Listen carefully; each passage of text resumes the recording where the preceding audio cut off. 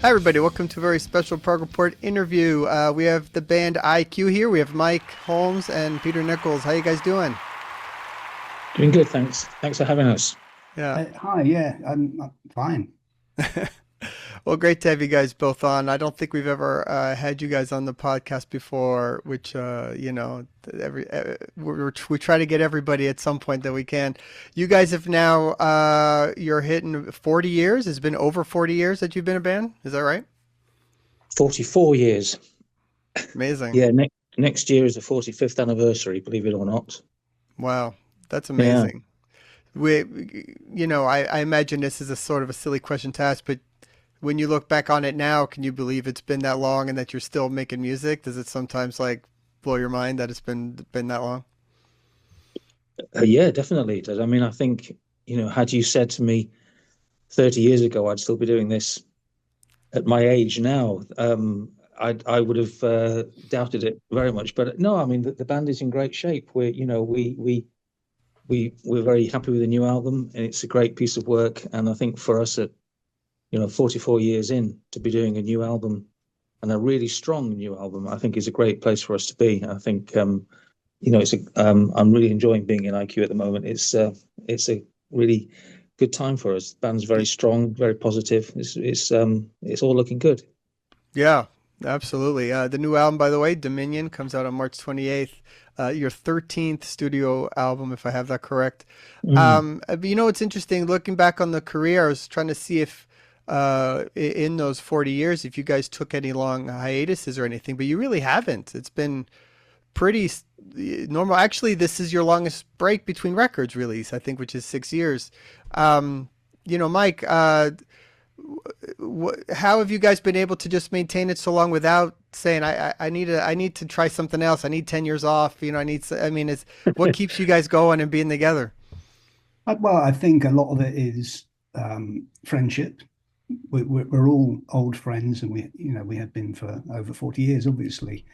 And a lot of it is for most of our lives, this has not been a full-time job.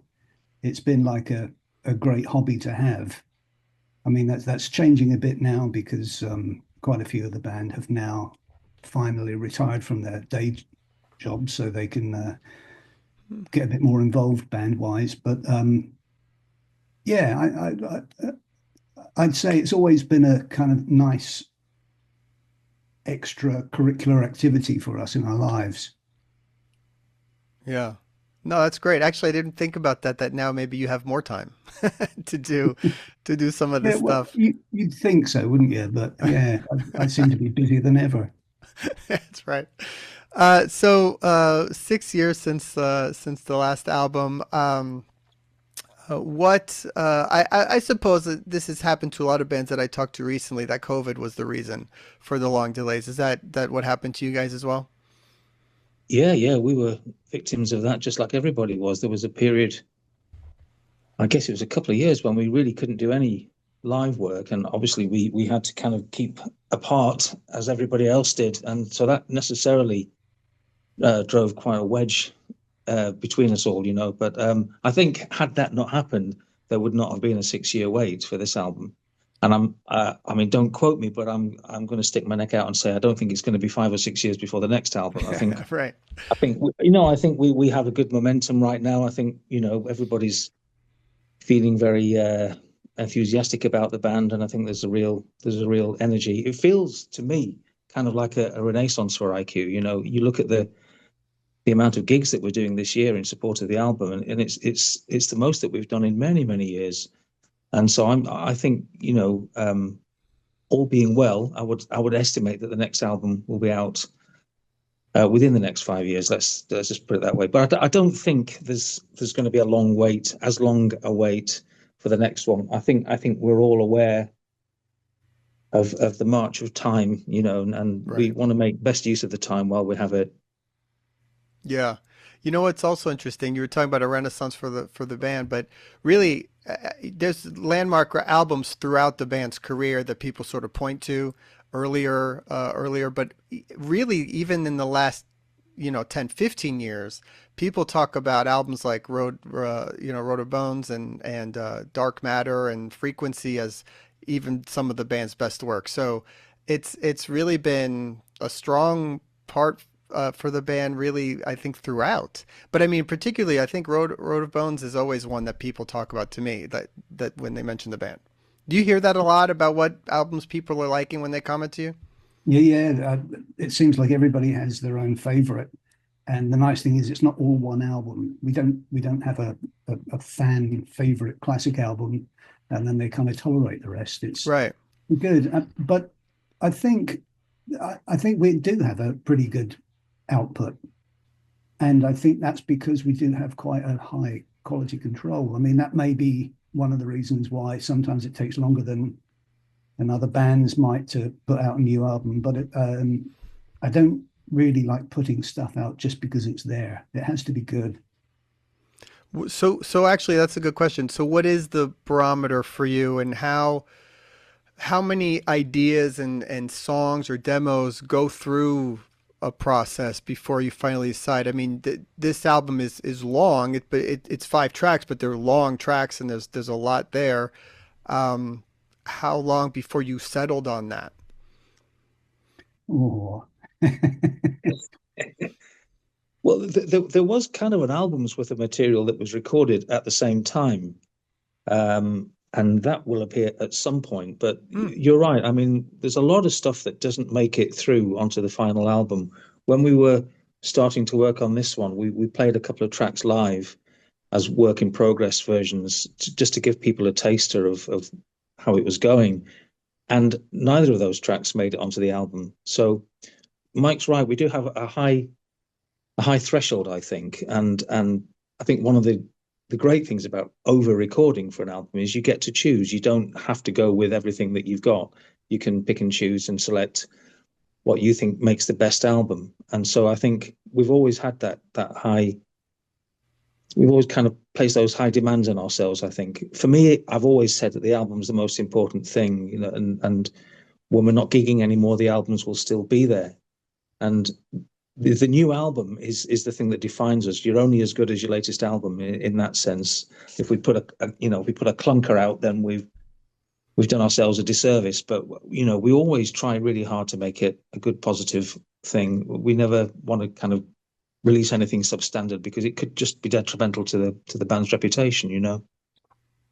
Yeah, absolutely. And you know what's great about this genre that that you guys are in and that we all get to talk about is that the album still matters. It's one of the few places Mm. where all the fans want a new album. They want the longer song the better, and in concert they want to hear the new songs, right? It's not the normal kind of thing. Well, that's true. I mean, it's not like people come along to the gig and they're just really wanting to hear stuff from 1985. You know, people do embrace the new stuff, and you know, the new stuff is good, and people are happy to hear the new stuff. So it's not like they they they put up with the new songs to hear the oldies. You know, all the whole Yeah. catalog is well supported, and I think that's testament to the fact that we take such a lot of care and time over putting the albums together. They really are, you know, the most important aspect of what we do. So, Mike, when you uh, decided to start working on this album, you got through the COVID period, and now you're like, okay, let's get this one going. Is there a particular starting point? How do you guys start to write and send back and forth ideas? And did you record it in one studio? Talk me through the process of what making this record was like. crikey. Um, well, uh, generally, I will come up with a demo of something, um, and because everything is now on computer, it can sound a pretty finished piece. Keyboards are down, and there's drums and everything, and it generally tends to be not too far removed from the end product. But yeah, I guess I would come up with a couple of tracks and I would send them out, and then we'd have a rehearsal. We'd go through stuff and we'd talk about it and see what we felt about it, really. Has that changed a lot from the earlier days? I mean, were you back then? Were you able to all be in the same room and sort of recording like that, or how long has it been that you've been maybe just sending files and doing it the Norway. Well, I think if the technology had been there earlier, that's what we would have done earlier. It's just that now we do. Before we Right. weren't able to do that, so occasionally we used to send cassettes out, but it's um, we had to essentially get in the same room and try things out, and now we don't. Yeah. One of the staples of the band has always been the long epic song. You always have been really good at producing those, and they're some of my favorites. The first track on this one is long, 22 minutes. The Unknown Door, just magnificent. Talk about that song. And do you like writing the longer songs? Is that something that you guys try to do, or they just happen naturally? Well, yeah, I think Pete said this recently, but we never do set out we never say, okay, we've got 25 minutes, we're going to make a 25-minute track. We just write, and then if it feels unfinished, we carry on, essentially. With The Unknown Door, there was, I don't know, about 8 or 10 minutes, Pete, something like that for a while. Yeah, And then I we, think when inspiration strikes you just kind of keep going with it, and that's the joy of the way Mike writes, is that he always has a sense that something's not quite finished yet, and so a song can be 12 minutes, and the next time you hear a demo, it's 18 minutes long, and suddenly there's there's another 6 minutes of great music that's appeared from nowhere. But yeah, we don't ever set out with the intention of writing the 20-minute track for each album, but I think when Mike hits that kind of that flow, it just keeps going. Even with that, I think I'd done the vocals, I'd recorded the vocals, and Mike said it still doesn't feel quite right, and so right up until the 11th hour, changes were being made, and there was an extended bit added to it, and I think all those decisions that Mike made were absolutely right, because they do. When you listen to the song now, you can't imagine it any other way. Right. But yeah, you're right. Prog fans do tend to kind of pounce on the long tracks, and sometimes it's like, well, the other songs are good as well. Yeah, It's very funny when I just remember being when I was younger, seeing a longer song on a Genesis record or something like that, and fearing those songs, and wanting to just hear as many short ones as I could. And now it's very much the opposite. Um, One of the things I have to say, Peter, by the way, the minute one of the signature marks of the band is absolutely your voice, and the minute the album starts and your voice starts, it's just absolutely spot on, and it doesn't sound like your voice has aged a minute at all. It's incredible. well, that's very kind of you to say. I think that was one of my concerns going into this album, was I didn't want to sound like an old version of myself, and it's important for me that the band sounds energetic and confident and purposeful, and I think it really does with that track. um, I think one of the things when we're doing an album is it's always a challenge to find a different way to start an album and to Right. finish an album, in fact.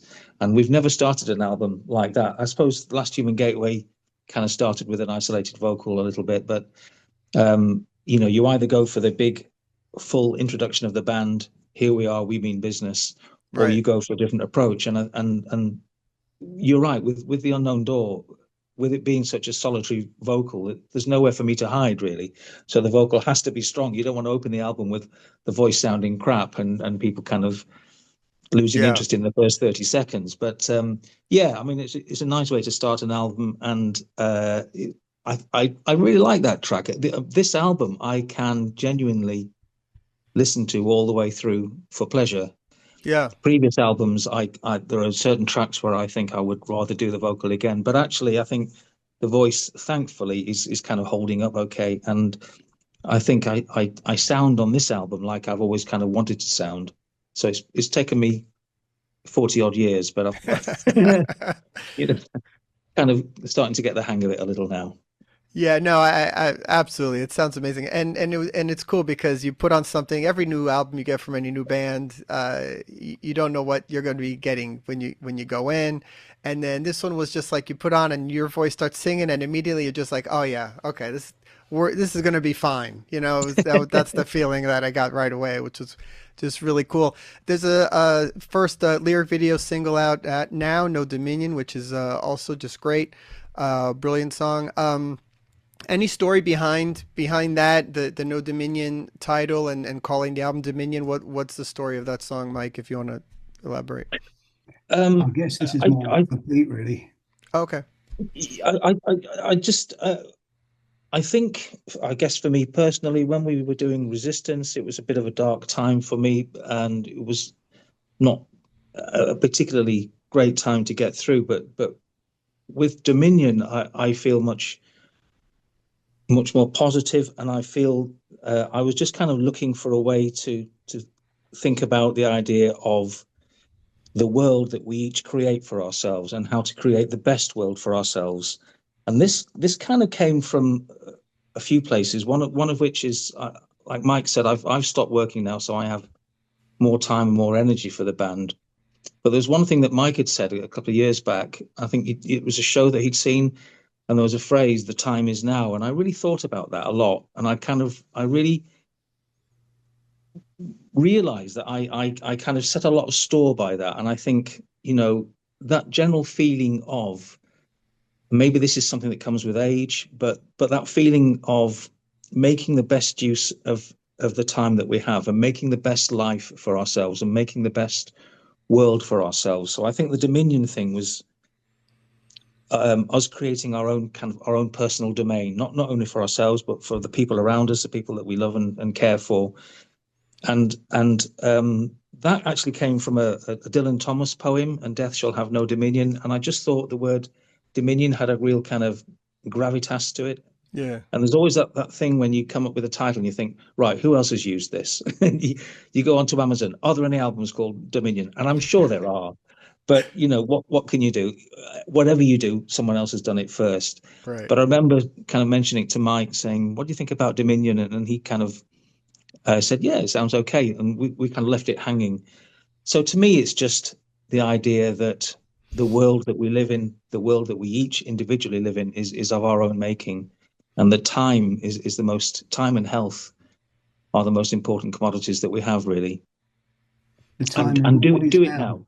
Yeah, the time is now. Do it now, because you know we can always put things off till next week, but actually, you don't know what lies in store for next week. So if you can do it today, do it today. I would say.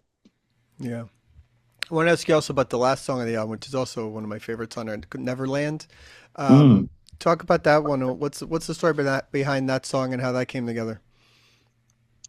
Well, Mike, when he presented the demo for that, I could hear straight away that it was going to be a great song. I felt like when he played "Stay Down" for Resistance, just hearing the demo, I could imagine it being a really brilliant track.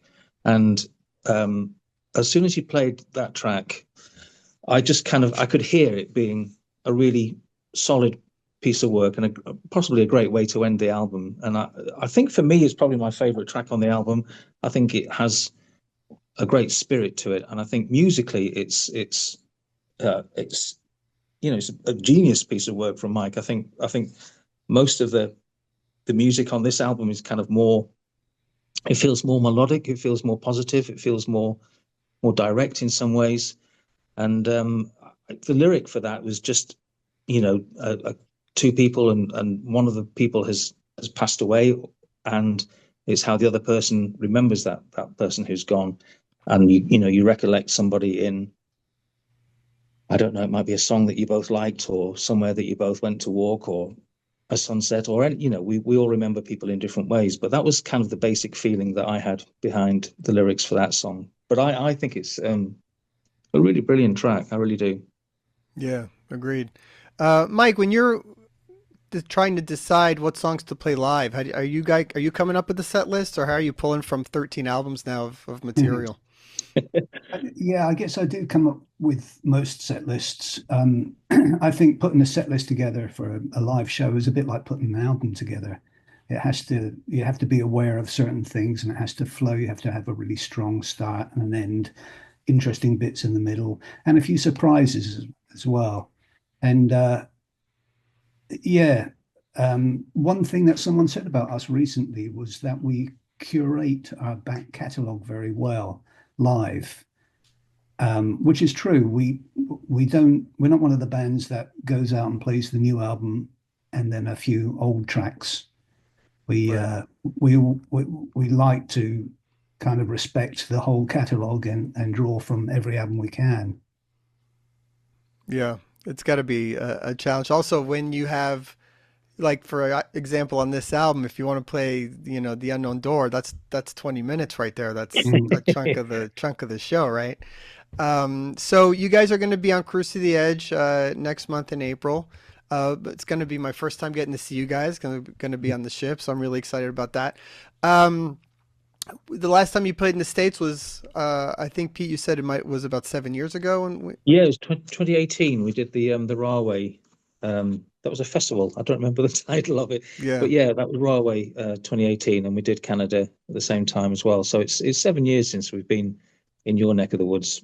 yeah, yeah. Excited to have you guys on. Have you started planning yet? What do you think you're gonna be playing on the ship? Any surprises people can expect? Oh, just the early stuff. No, I'm Um, just playing the new album. Hey, either one is great. So I'm curious if what's the album for each of you? I think if you were going to recommend an IQ album to someone that's never heard the band before, what's the album that you think is the one that holds up for you as the one they need to listen to? I think traditionally when people put out a new album, they always tend to say the new album is the Right. one, and I kind of it is for me right now. I think it's a really good, strong album. I don't know really. When we did the whole of Frequency recently, and I'd kind of sidelined that album in my head for some reason, but hearing it all and playing it all again, I kind of rediscovered it and thought this is a really strong album. I like this album. I Yeah, think Subterranea is always kind of the one that people kind of set as a that's mentioned a benchmark. lot. Yeah, Mm. But right now, I would say Dominion is the one that I can listen to for enjoyment, certainly. that's wonderful. Mike, what about you? Oh, I don't know. It's such a difficult question to answer, really. Yeah, Um, uh, Purely because I've been working on it recently, I would have to say the latest album, simply because um, I tend not to play old IQ albums. So that's the one that's in my head the most. And I think it's still a pretty good representation of who we are, certainly who we are now. But it sounds, you can imagine this being linked to the rest of the catalog, I think. yeah, absolutely. Yeah, I mean, absolutely sounds like the band for sure. It's Mm, not you're not getting anything crazy, mm. but it's certainly fresh, interesting. Like you said, it's more positive, I guess. You were talking about. So yeah, fantastic album, guys. Dominion comes out on March 28th, and of course the band will be on Cruise to the Edge soon. So hopefully you can get to see them on that. And yeah, any other tour plans for the rest of the year? Have you guys announced anything yet, or stuff in the works? Oh, there's lots. Yeah, there's lots of stuff. We've got a couple of more. We've taken to doing these weekender things. We've done a couple now in the UK, Germany. We've got one in Paris. I've got a weekender coming up in Poland. Some festivals in the UK, and then our Christmas shows. I mean, this year I think we've got about 23 shows or something. Um, Nice, yeah, yeah, yeah. So, like I say, it does feel like a rebirth for the band. We're very busy. very It's cool. pretty good for old bastards like us. Yeah. 23 shows in one year is quite an achievement, really. That's good. Absolutely. I We think we that's haven't we haven't done them exciting. yet, so let's Yeah. keep our fingers crossed. But when you were saying earlier about can you imagine you've been doing 44 years? What does it feel like? And in my head, it's great, but my body after the Yeah. gigs is another thing. That's right. Yeah, I get it. I get it. Well, guys, a pleasure talking to you. Thank you, Roy. And check out the album Dominion, and we'll see you all again real soon. Bye bye. Cheers, Bye Roy. bye. Okay, see you guys. Hey, thanks for checking out the podcast. Don't forget to subscribe to our YouTube channel, wherever you get your podcasts. Follow us on all our socials and progreport.com, and we'll see you all again real soon. Thanks.